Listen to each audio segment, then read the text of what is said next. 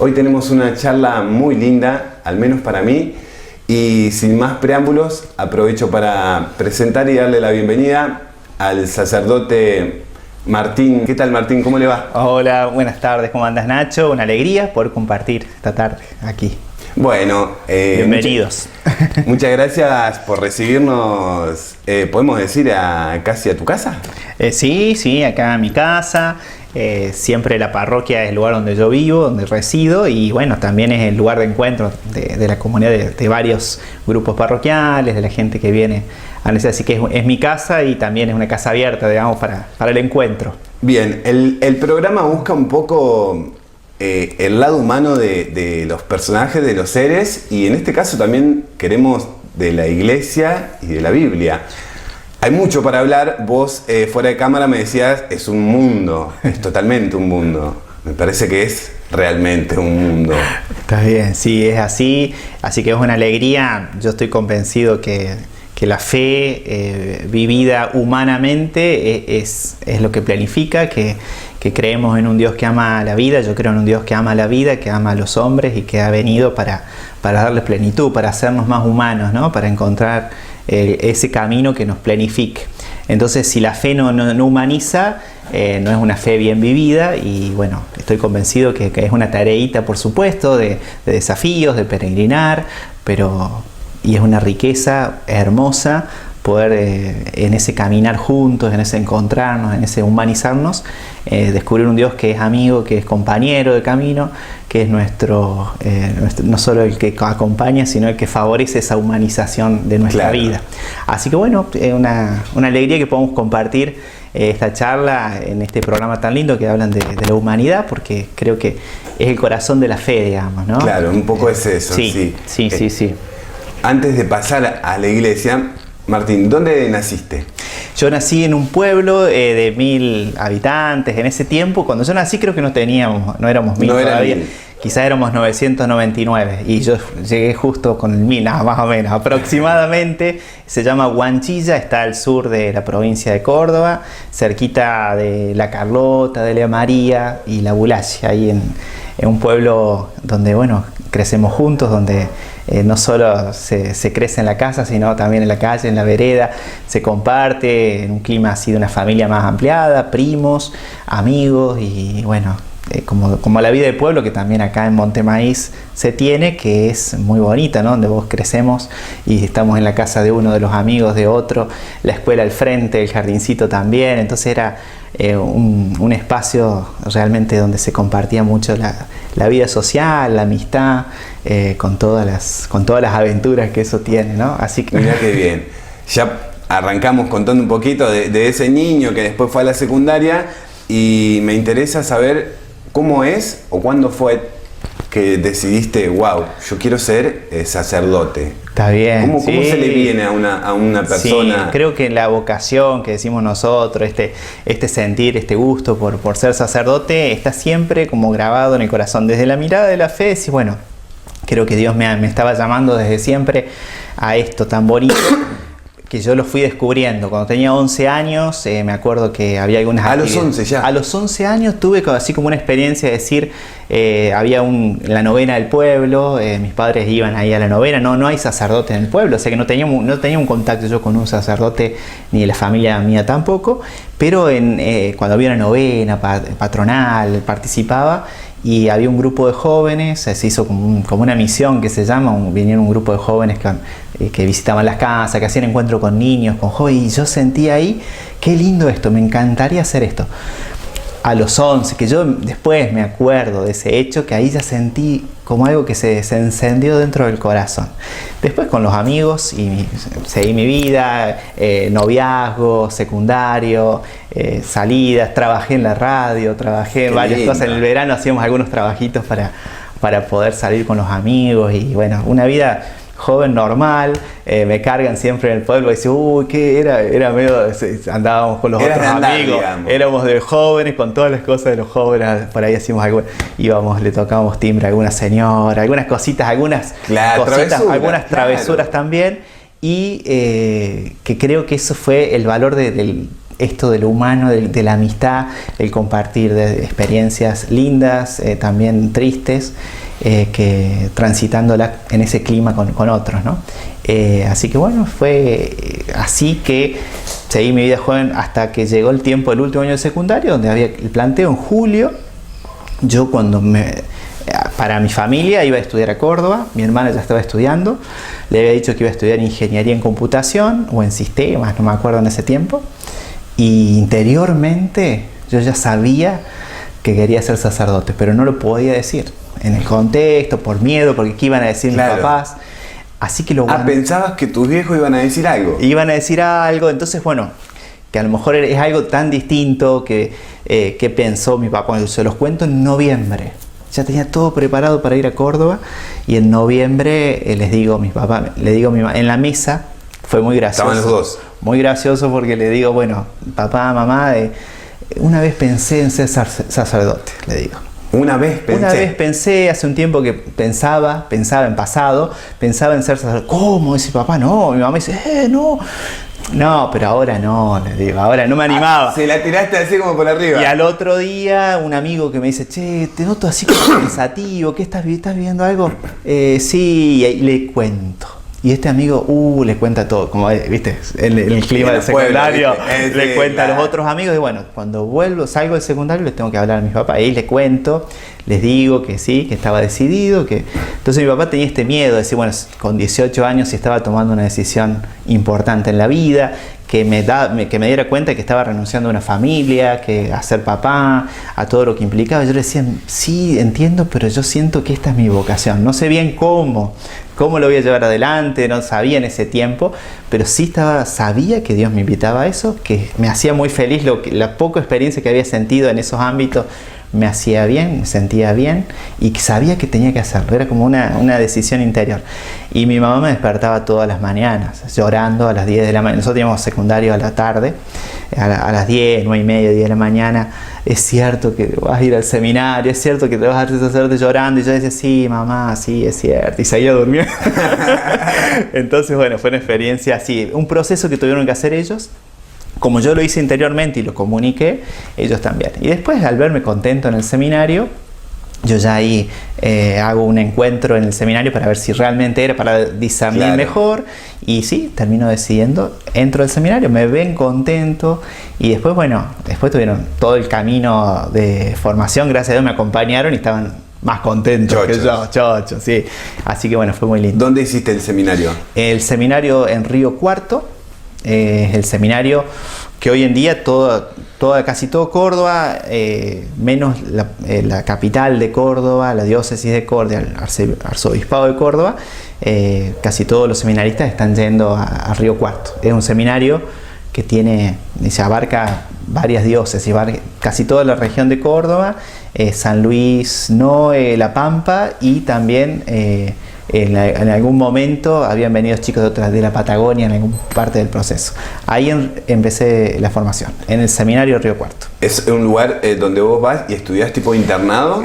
Claro, estás internado, los fines de semana tenés experiencias, salís hacia las parroquias, o una vez al mes vas a tu casa, y los otros 3 fines de semana al mes visitás, haces actividades pastorales que se llama, o das catequesis con los niños, vas haciendo progresivamente, vas asumiendo cada vez más la práctica desde el primer año ya. ¿Te gustó? Y me gustó.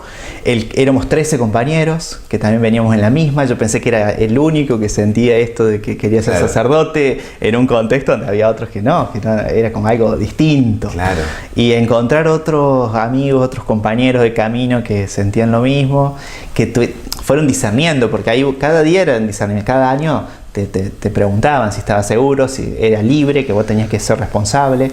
Entonces, de los compañeros, de los 13 que ingresamos, nos ordenamos 5.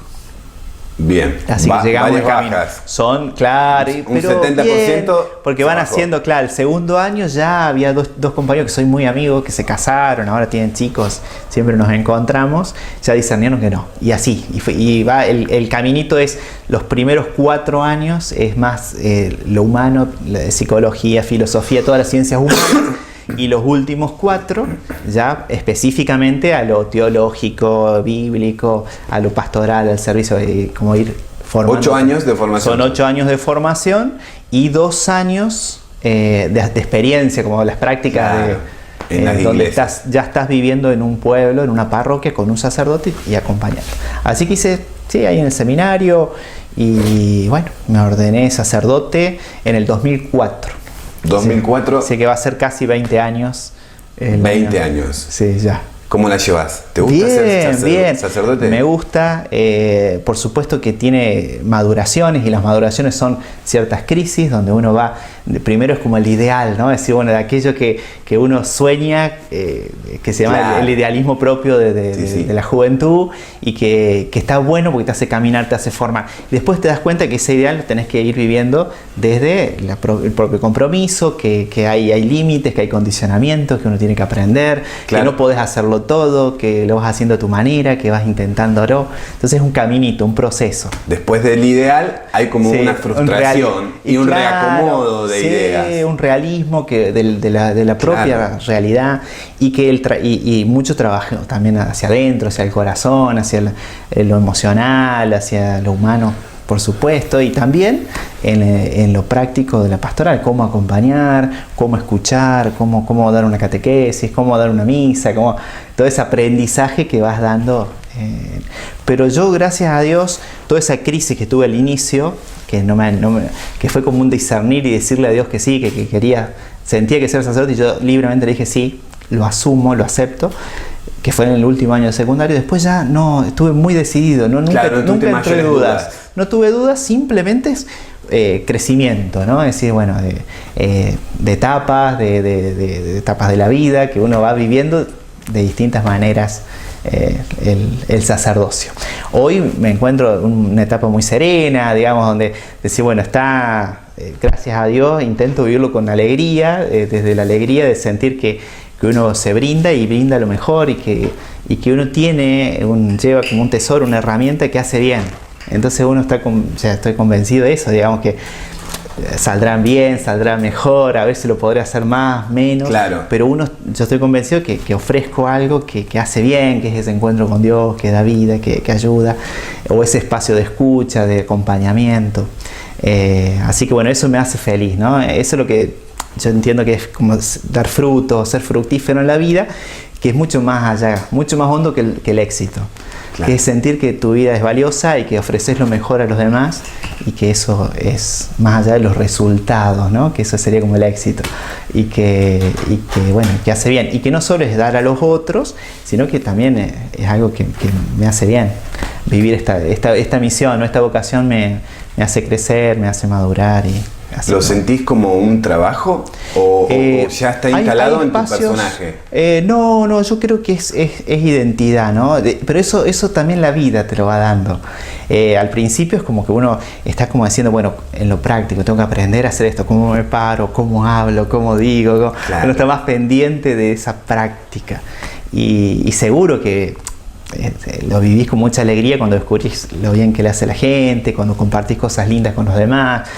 Esta misión tiene mucho de compartir muchas experiencias de la vida, todas las experiencias, desde la alegría del nacimiento de un niño, un bautismo, a acompañar el duelo, el dolor de la pérdida de un ser querido, y eso puede pasar en un solo día, ¿no? Entonces te vas como preparando el corazón para en esa empatía de acompañar, y eso te va dignificando, digamos, y eso primero es como que el aprendizaje y después como lo vas incorporando, decir, bueno, esta es mi vida, ¿no?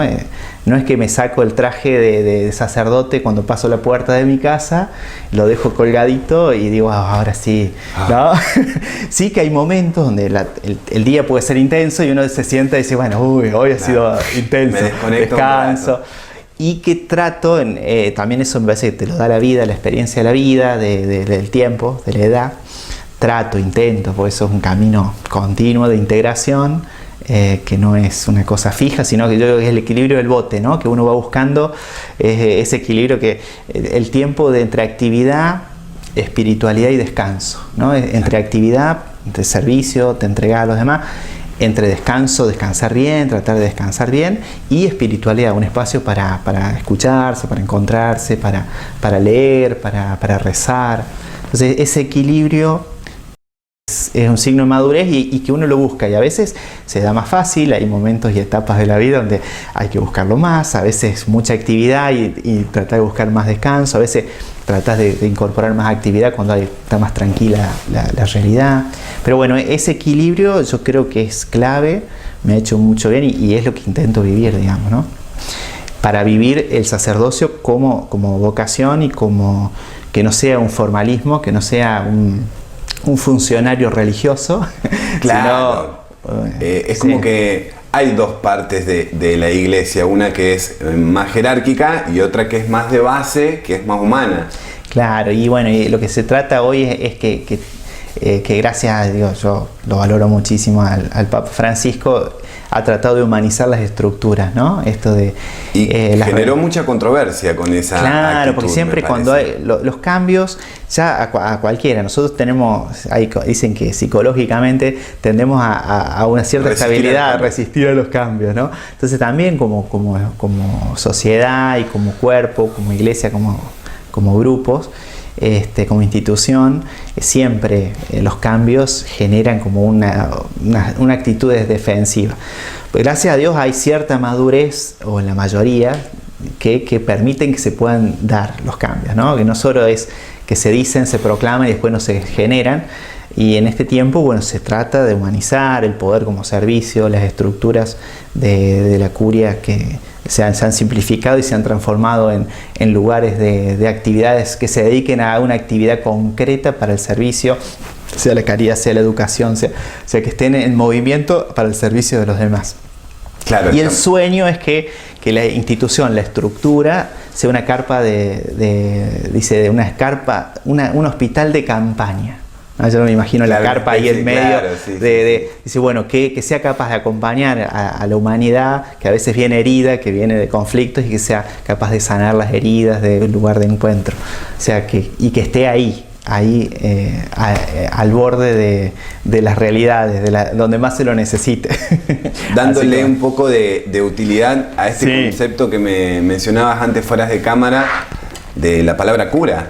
Es como curar el alma. Claro, antes, por eso quedó el cura, la misión era cura de almas, la cura de almas.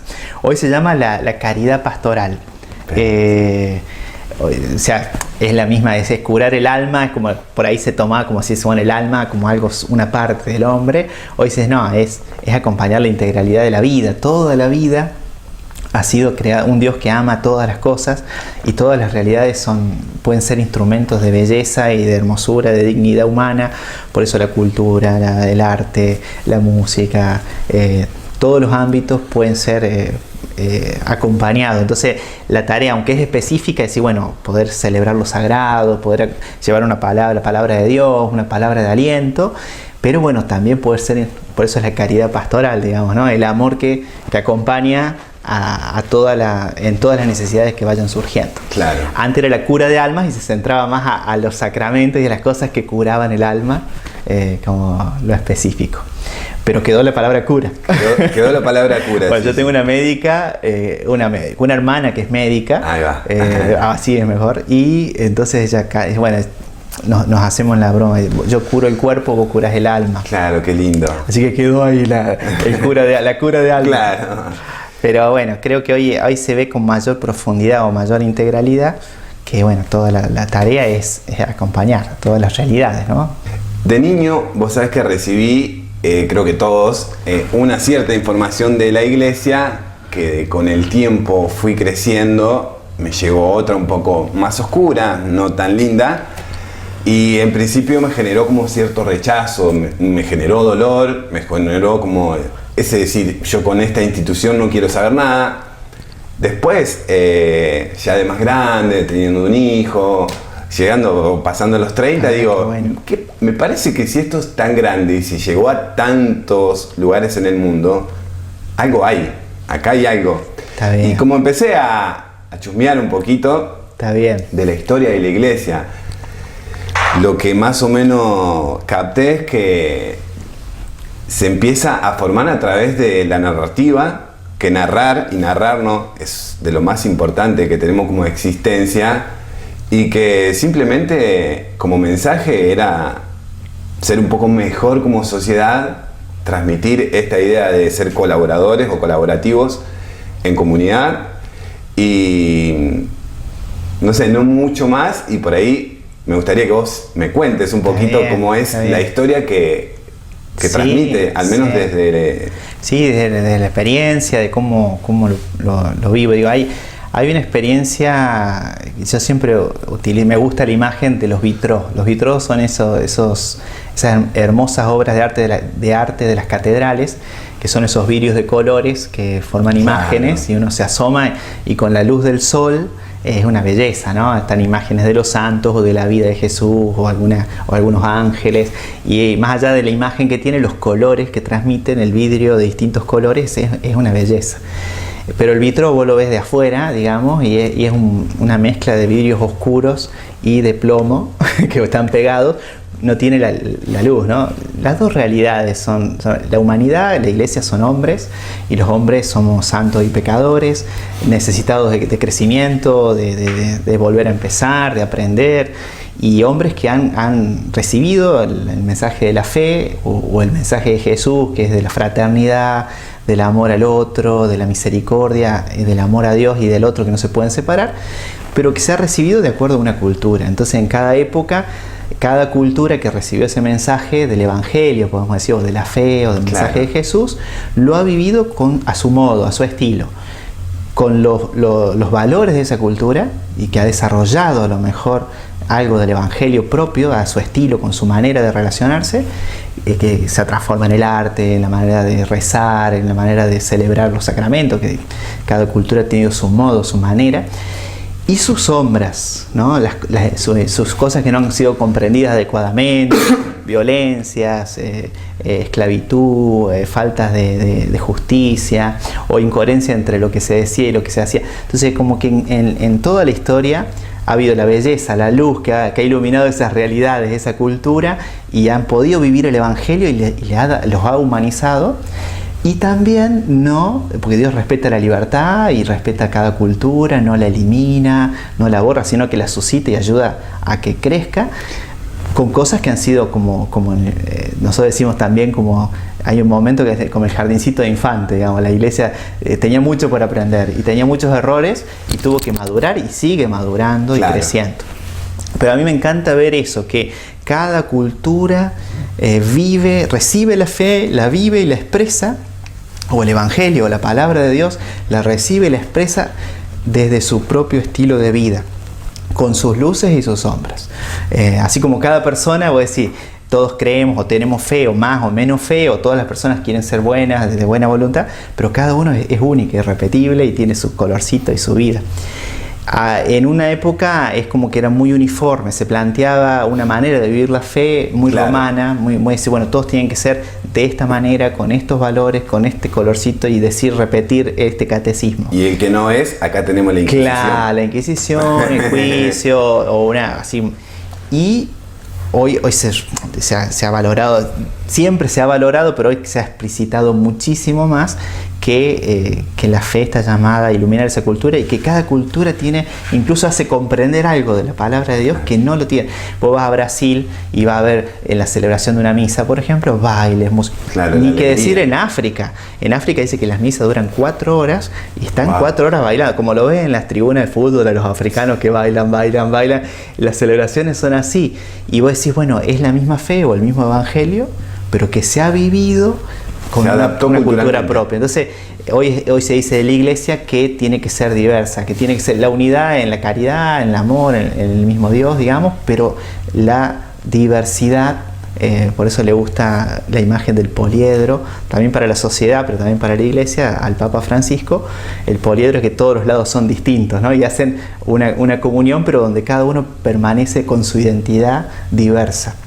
Entonces, qué lindo ver eso, que en la historia de la iglesia, porque hay historia de los vicentinos, historia de los orientales, historia del Evangelio donde se ha desarrollado, y que cada uno está llamado a expresar algo bueno. Y también ha habido grandes errores, o sigue habiendo necesidad de purificación, que no hay que esconder, no hay que negar. Al contrario, lo que no se decía San Agustín en el siglo V, lo que no se asume no se redime, no se salva, no se sana. Claro, tan sabia esa palabra. Son sabias. Entonces, bueno, también es necesario mirar eso que uno ve de oscuridad, de límite, para que se cambie, para que no se repita, porque ha habido cosas que realmente han dañado mucho a personas que se decían muy creyentes y que han hecho mucho daño, claro, por juicios o por tanto daño en nombre de Dios. En nombre de Dios, o han generado guerras, claro, o han habido guerra santa. Entonces, decir, ¿cómo puede ser? Era el mismo evangelio. Si escucharon el mismo evangelio que escuchamos hoy, bueno, lo escucharon desde esa cultura que tenía estos condicionamientos,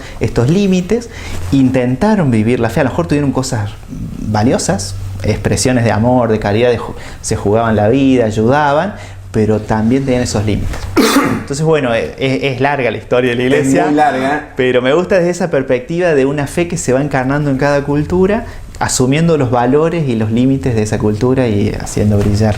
Me gustó escuchar un lado humano de Jesús, en la que él nace en la zona de Judea, aparentemente por lo que leí. Sí. Y en la época, en el año 0, donde estaba todo muy mal, el imperio maltrataba mucho a la gente.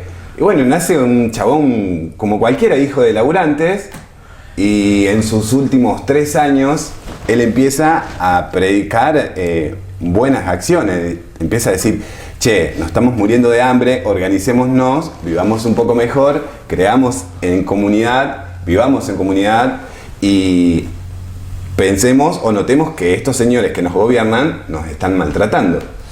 Sí. El imperio dice, bueno, como Jesús era carismático, era un pibe que lo seguía la gente claramente, dice, vamos a liquidarlo porque se está llenando de seguidores.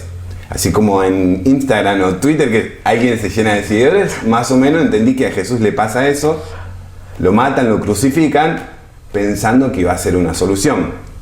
Y todo lo contrario, él tenía como 12 seguidores que eran muy fieles, que eran sus 12 apóstoles, ¿puede ser? Sí. Y ellos se encargan de predicar ese mensaje de Jesús que era, seamos piolas, seamos comunidad y organicémonos para vivir un poco mejor. Como el imperio se entera que estaban estos muchachitos, también los empiezan a perseguir, ellos se expanden y de ahí como que esa máquina de expansión y esa palabra nunca más se detuvo.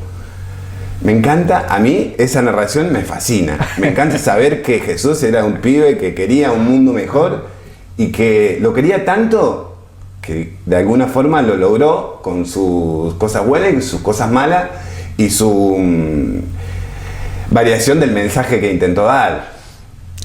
Hay un psiquiatra brasilero famoso, no me acuerdo ahora el nombre, que analiza los personajes históricos y cuando él analiza a Jesús queda sorprendido, ¿no? Analiza a través de las fuentes bíblicas, analiza su personalidad, ¿no? Su psicología, su postura y dice, saca conclusiones hermosas. Dice, realmente era un humano perfecto, podemos decir, claro. Y podemos vislumbrar algo de divino en él, desde una mirada no creyente, ¿no? Claro, sí. Desde la mirada creyente decimos, sí, es verdaderamente hombre, eso es lo que lo hace valioso.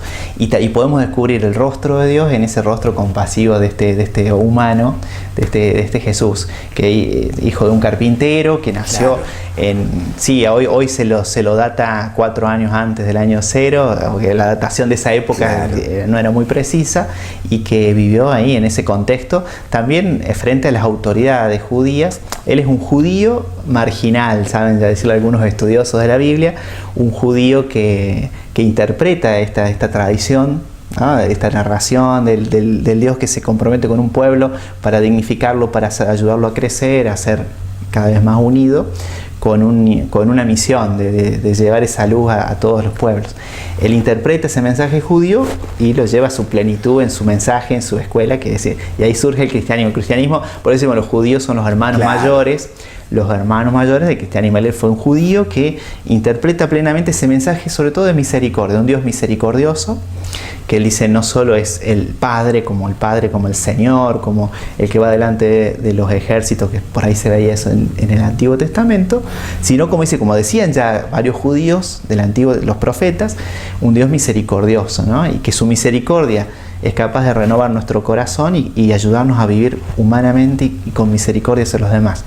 Creemos, decía, en una fe que es misericordia y que ese es el corazón del mensaje. Entonces el corazón de su mensaje, por eso sintetiza, los judíos en esa época tenían como 1000 preceptos, no solo los 10 mandamientos, sino 1000 preceptos de lo que había que hacer, como todo era como legalizado, como exageradamente legalizado, y él dice, no, la síntesis que él hace es, bueno, hasta los mandamientos se sintetizan en el amor, ¿no? Entonces su mensaje sintetizado desde la misericordia, el amor que se transforma en compasión, es brillante. Desde una mirada no creyente, esta narración que vos contás, sí, bueno, un humano que se comprometió con los demás. Y me da la impresión que él se choca con toda esa popularidad y esa fama porque entiendo como que después el pueblo judío dice, che, acá está el elegido que nos iba a mandar Dios. Claro, las 4 narraciones que hablan de la vida son 4 vidas, digamos, son los 4 evangelios que cuentan de distintas maneras la vida de Jesús,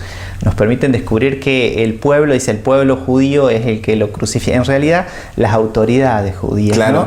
Que se resistían a esa renovación, a purificar el templo, a que el templo sea un lugar de oración, no de comercio, y bueno, sí, había ciertos celos en ciertos fariseos, en ciertas secciones, y son los que le piden a Poncio Pilato, al imperio, porque ellos tenían el poder, los judíos, esta era una provincia romana en esa época, les permitiera crucificarlo, ¿no? La condena de muerte estaba a cargo del encargado de los romanos, de Poncio Pilato. Entonces ahí Poncio le dio el ok, vamos para adelante. Y bueno, la gente en ese momento dice que alentada por los fariseos, que le gritan y que lo condenan. Y lo más maravilloso es eso, que el cambio que ellos dicen desde la fe lo experimentan cerca, ¿no? Está en medio de nosotros y nos acompaña para llevar adelante esta misión de llevar ese amor de Dios a los demás. Están tristes, están encerrados, dice que tienen esa experiencia cuando están rezando juntos, eso se le llama Pentecostés. También hay mujeres, está María, están las amigas de María. Entonces también la presencia de mujeres en la primera es fuerte. Claro. En las primeras comunidades también hay diaconisas, hay la mujer tiene un papel importante. Otra, hoy que se habla del patriarcado y de una iglesia que por ahí favorecía el patriarcado. Dice, bueno, eso hay una etnóloga inglesa que habla de decir, bueno, es una cuestión cultural, no es cuestión solamente de las religiones, sino que es una cuestión cultural de la época. Y en esa cultura tan machista, vos ves los textos y ves la relación de Jesús con la mujer. Y vos decís, wow, esto es transcultural. Esto no es patriarcal. Esto es transcultural porque es dignificante, es de respeto, es de hacerlas protagonistas, de empoderarlas como se utiliza hoy, porque las transforman en las primeras mensajeras. Ellas son las encargadas de anunciar, de llevar el mensaje, no los hombres. Y los judíos tenían que entender, bueno, pero cómo esta mujer me viene a hablar, y no terminaban de creerle porque estaba ese machismo de fondo. Y sin embargo, bueno, esa elección de este hombre, Dios, que decimos, verdadero hombre, verdadero Dios, que es capaz de dignificar a la mujer. Es brillante eso, la delicadeza, los gestos. Sus amigos eran 3, donde él iba a descansar, porque tenía su espacio que se llama Betania, que era su espacio bien humano, donde se renovaba las fuerzas, después de caminar, de misionar, de predicar. Eran 2 mujeres y eran 3 hermanos, 2 mujeres y un varón, Lázaro, Marta y María. O sea, los tres amigos de Jesús, que mantenía, no sé si habrán sido de la infancia o de cuando era grande, pero él iba al lugar ahí a descansar, a compartir con ellos y para después retomar su tarea. No, hay cosas re bonitas. Qué lindo, le da el valor realmente que tiene una mujer. Para mí, el encuentro. Personalmente, para mí, lo más parecido a un Dios es la mujer. Claro. Alguien que puede desde su vientre gestar y dar vida, parece alucinante. Tanto biológicamente como espiritualmente me parece como, wow, esto está es casi bien. milagroso. Sí. Es un montón. Sí, es brillante. Cuando uno miras con hondura la vida, todo trasluce el misterio, ¿no? El misterio de algo más bello. Desde las cosas más pequeñas, decimos, de una flor, de la sonrisa de un niño, de este misterio de la maternidad o tantas cosas que vos decís, bueno, acá hay algo hermoso. La vida tiene y es un llamado también a ese respeto, ¿no? Respeto de todas las personas, respeto de cada situación, respeto hacia nosotros mismos y construir ese respeto que se transforme en fraternidad es un caminito lindo, ¿no? Hermoso. Hablando de respeto, ya que estamos, me gustaría aclarar que existen muchas religiones, al menos hay más de 4.000, y nada, es necesario ese respeto y esa tolerancia para seguir construyendo una sociedad, al menos sin tanta violencia, me parece. Sí, la fraternidad social. Hay una carta muy bonita que se llama Fratelli Tutti del Papa Francisco.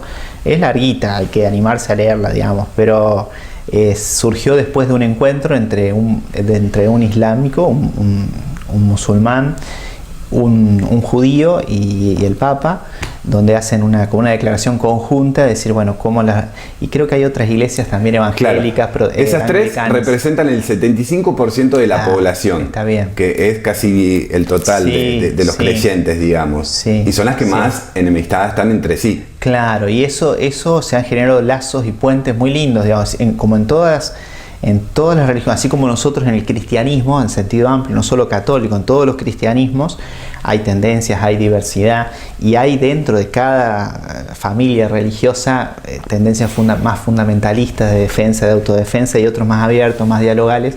Cuando vos tenés seguridad de sí mismo, no tenés problema de dialogar y de compartir con el distinto. Cuando hay más inseguridad, es como que hay más autodefensiva, ¿no? Así también en el Islam. Hay un Islam bien misericordioso, hay un Islam que dialoga, un Islam que quiere la paz, como en los judíos también, ¿no? Hay judíos que por ahí se ve por ahí lo que sale más en las noticias entre entre Palestina y Israel, la militarización y los conflictos, y se dice que la mayoría, el 70% de la población, tanto de palestinos como de israelíes, quieren la paz. ¿Tienen similitudes en cuanto a la religión? ¿Descienden de este mismo Dios también? También. Son descendientes de Abraham, entonces se dicen los primos que están llamados a la fraternidad. Bueno, ese encuentro, ese diálogo generó como acuerdos, es decir, bueno, trabajar juntos por la dignidad del hombre, por la fraternidad. Y él toma de un gran humano, hablando del programa, el contexto de este programa, que fue San Francisco de Asís, un santazo. San Francisco de Asís es un santazo. ¿De qué época? Es del siglo de 1100, 1200, ¿no? O sea, en ese contexto de cruzadas. Claro. Él va a Tierra Santa, un peregrino que va a Tierra Santa en una época de cruzadas. Claro, perdón que irrumpa.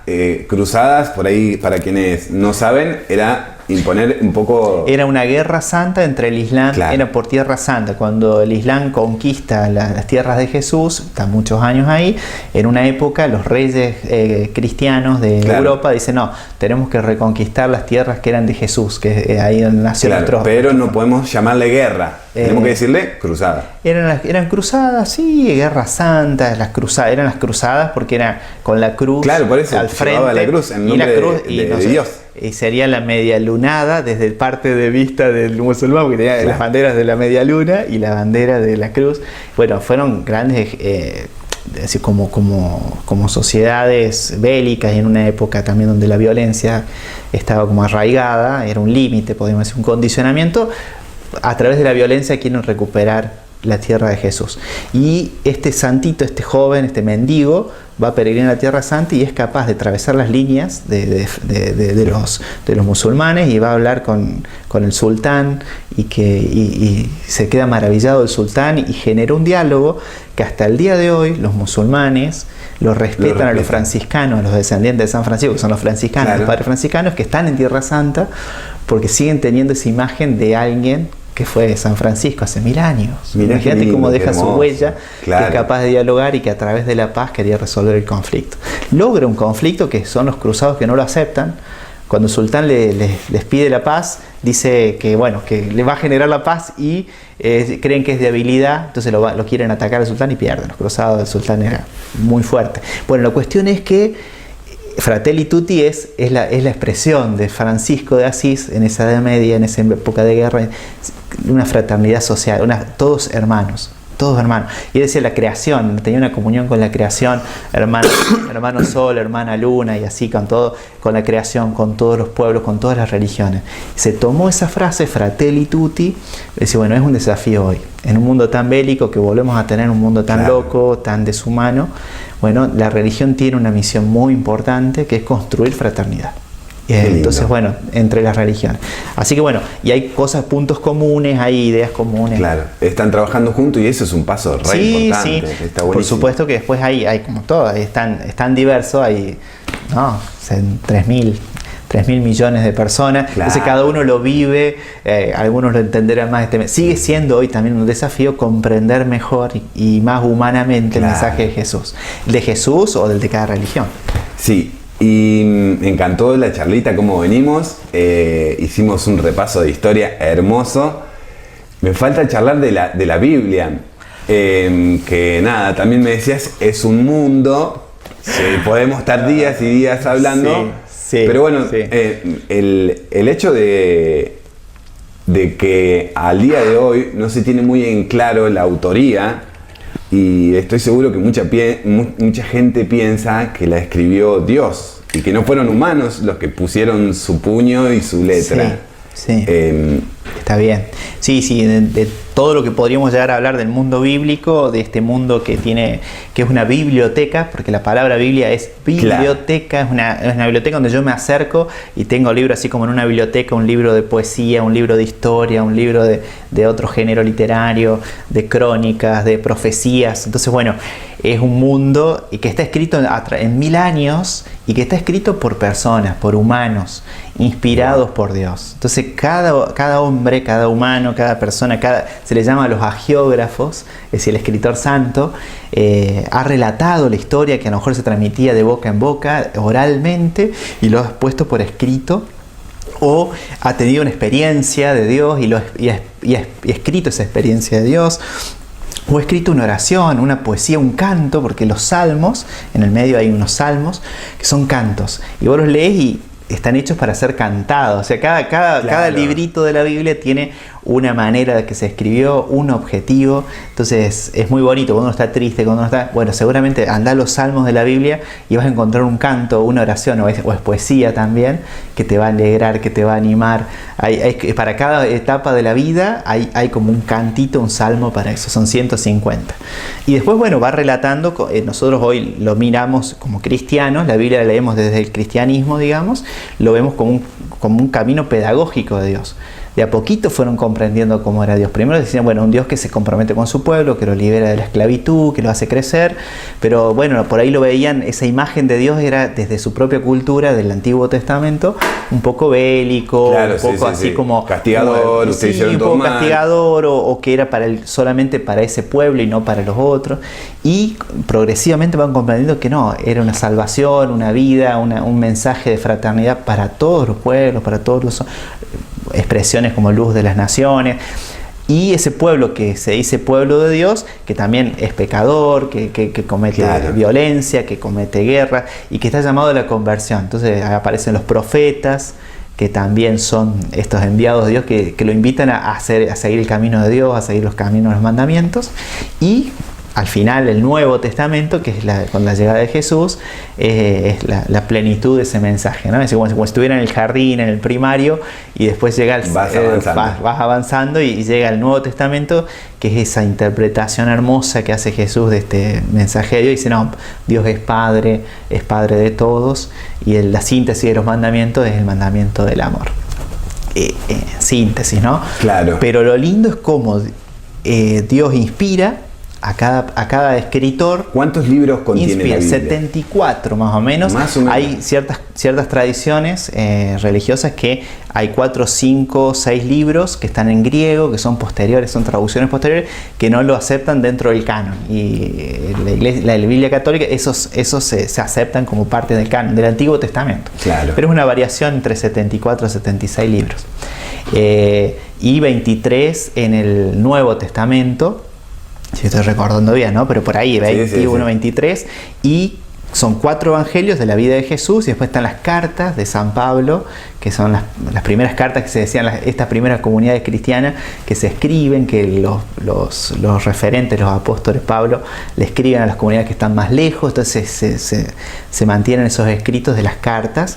Y después el último libro están dentro de la Biblia también. Están dentro de la Biblia y del Nuevo Testamento. Es como un gran sector del Antiguo Testamento, que es toda la historia del pueblo de Dios, de los judíos, cómo van preparando la venida de Jesús. El Nuevo Testamento, cuando Jesús, la vida de Jesús. Hace una interpretación un poco menos...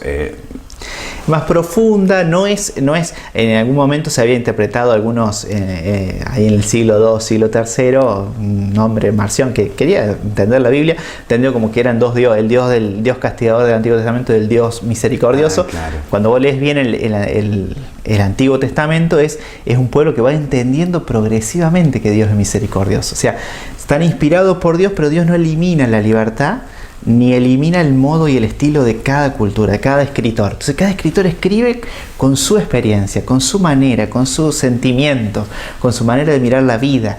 Y en ese tiempo todo el cielo, la tierra, con la